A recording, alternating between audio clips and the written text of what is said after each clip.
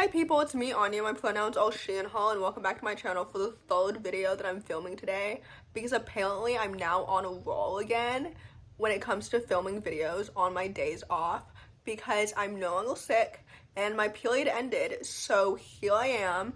And frankly, historically, I've never made a video before talking about the things that I don't enjoy, because in the past, in my personal life, I've always been the one when sometimes like I dislike something that everyone else enjoys, so I feel like nobody would support my opinion that doesn't necessarily align with other people's, if that makes any sense. So I don't want to appear annoying or anything like that, but like this is a space where I can talk about anything that I dislike, and even if people do jump down my throat or whatever, it's literally not that serious.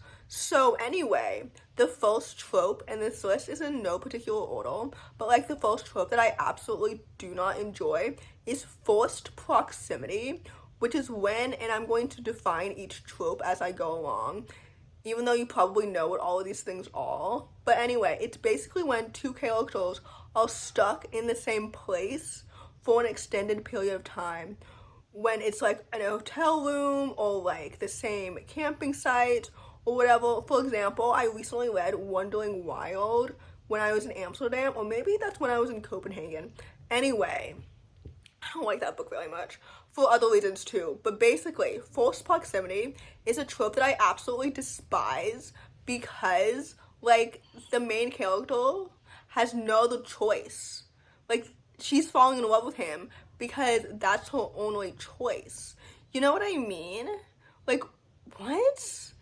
And typically, this trope only exists in like straight settings, which is another factor. Like, I don't know, I guess you could argue that leaving the station, which I just read and loved, was technically a forced proximity, but I wouldn't say that it is, because there were technically other options that she could have fallen in love with. But like, anyway, that doesn't count.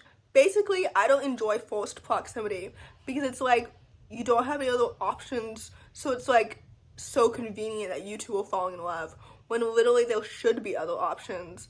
And it's just like, where are the other characters? You know what I mean? Another factor of this trope that I absolutely don't like is the fact that sometimes like the main character doesn't have any friends or like anyone else to validate her opinions or her emotions or whatever. Like, what do you mean your boyfriend is also like the only guy you've seen in the past few days, but he's also your only friend that you have in the past few days? Like, you don't have anyone else to talk to or anything like that.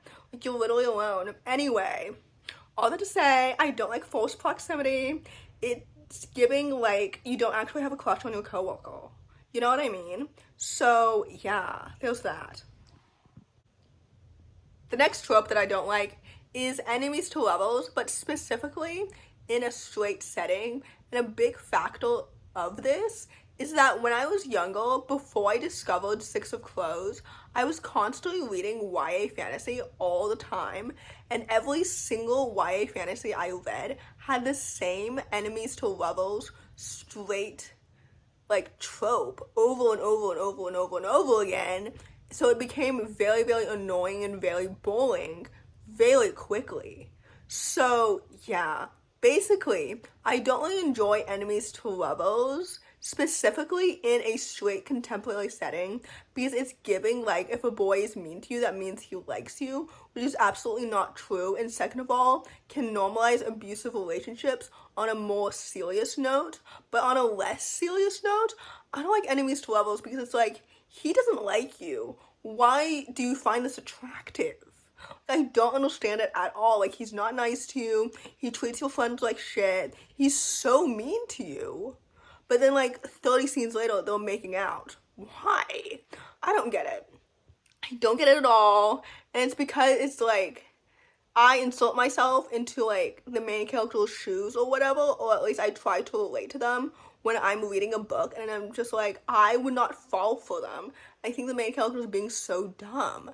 Anyway, I don't like enemies to lovers, but in a queer setting, it's more like understandable, because it's more like under the guise of like, I'm unaware that I'm queer. So like I'm mistaking this for like regular hate, but really I'm attracted to them because I'm in denial about my queerness. You know what I mean? Like, that's fine, but like in a straight setting, when the character's all culturally aware that they're straight, it's just like, go get up, stand up. Anyway, that's it. The next trope I hate is academic rivals to lovers. I've mentioned this multiple times in the past, so me ranting right now might not be anything new, and frankly, I discovered that I hated this trope when I read I Kissed Cheryl Wheeler in like 2021, which is an example of a book that I didn't like, but most people in my personal life on Twitter like loved this book, and I was like, what the fuck am I missing? Because I despise this trope literally so much, and it's not even coming from a headspace of like the fact that like grades are not a litmus test for like intelligence or anything like that, but it's literally like, why do you care about other people's grades? Maybe it is coming from that headspace, because I was about to say, like, just because somebody has better grades than you or worse grades than you doesn't mean necessarily that they're smarter or dumber than you. It just means they have better or worse grades.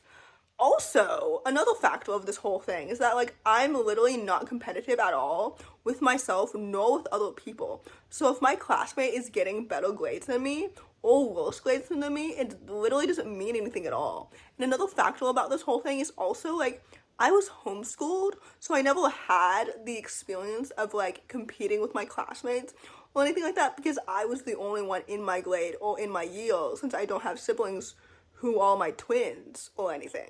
Anyway, all that to say, academic rivals to lovers pisses me off, because it's just like, go stand up. Like, why do you care about anyone else? Focus on yourself and your grades and whatever.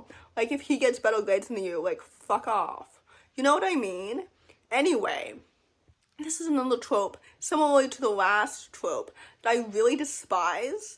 And obviously I'm exaggerating when I say despise or hate or whatever, but I don't like this trope at all. And I don't like it. So yeah, there's that. So the next trope I hate is love triangles, specifically how they've been written in the past, because like every single time I read a series that has a love triangle in it, it's always so incredibly obvious who the author has decided already from the beginning who the end game is. Does that make any sense? Like, there's no point of the love triangle because it's so fucking obvious who the main character is going to choose from book 1. Like, why would I be reading book 2 and 3 and 4 and 5 if I already know that obviously Bree in Legendborn is going to fall in love with Nick? I already knew that from the moment Nick was introduced, from the moment Sel was introduced. Even though I ship Bree and Sel, or at least I prefer them together, because I ship myself with Sel, because I love Sel. Actually, in this scenario, you know how they say that, like, the romantic ship that you love is the one where, like, one of the main characters in the relationship is yourself, and the other one is the character that you ship yourself with? In this scenario, I'm Sel, and I ship myself with Bree. You know what I mean? Not necessarily in a sapphic way, but like Sel's the character that I see myself in the most, and then I love Bree. Anyway, aside from all of that, because obviously the romance in the Legendborn cycle is not the most important like element of that series, but like spoiler alert for Oathbound, I always knew that Bree would choose Nick from the very, very, very, very beginning, because of like how they were introduced and their character dynamics and the way that it was written, whatever. Basically, I don't enjoy love triangles because it's always incredibly obvious from the very, very beginning who the main character is going to choose. And I chose like the Legendborn cycle as an example. But also, like, I think that a love triangle is a very lazy way to create tension in a romantic relationship, just in general. And for the most part, I've never read a series where the main character is endgame with the character that is introduced second. Does that make any sense? Anyway, that's why I don't like love triangles. And also, a love triangle is hardly ever actually a triangle, because oftentimes it's straight. So like the main character is choosing between two guys, but the two guys aren't also in love with each other. So like that's not a love triangle, it's a love corner. The love triangles in like Exo Kitty, like those, some of them are actually love triangles, and they all have great contenders. You know what I mean? But most of the time, a love triangle is not that. So basically what I'm trying to say is, again, a love triangle in a straight setting is worse than one in a queer setting. So yeah, anyway, there's that. The last trope on this list that I absolutely hate is celebrity romances, and I think it's because a celebrity romance, like when a celebrity falls in love with somebody who is ordinary, and I said at the beginning of this video that I was going to define each trope, but then I completely forgot to do that with the last 3 tropes. Anyway, basically, a celebrity romance seems so unbelievably unrealistic to me, because why are you falling in love with Tom Holland after one moment that he accidentally brushes past you in a grocery store? Like, what the fuck is happening? I don't understand. And why would he fall in love back with you? And I don't, like, understand it at all. And it just feels like authors are, like, just projecting their own teenage, like, celebrity crushes onto the main character and writing what they think would have happened if they, like, were 16 again or whatever. And it also reminds me of all of the old, like, Wattpad fan fiction that I thought was so incredibly cringy whenever, like, a main character was sold by her parents to One Direction or whatever, which, first of all, should be illegal, and second of all, is quite concerning in real life. I don't know, my favorite type of fan fiction is the type of fan fiction that would be the most similar to real life, because that's what makes it, like, more realistic. I don't really enjoy these, like, unrealistic romantic stories, and I know that a celebrity romance is supposed to, like, humanize the celebrities, and I know that, like, obviously we should humanize celebrities, but, like, I don't know, maybe all of the celebrity romances that I've read are just so not well written at all. Maybe that's the problem with all of these tropes, is that, like, the execution historically just sucks. But anyway, all that to say, I think that celebrity romances are so weird and so unrealistic to me, because it's like, realistically, I'm not in a space where I would fall in love with any celebrity crush that I've ever had, ever. So, like, the fact that I'm reading about it feels so weird. And also, another factor about this is that, like, I don't really enjoy reading about fictional celebrities, like, in general. You know what I mean? So anyway, in conclusion, that's it.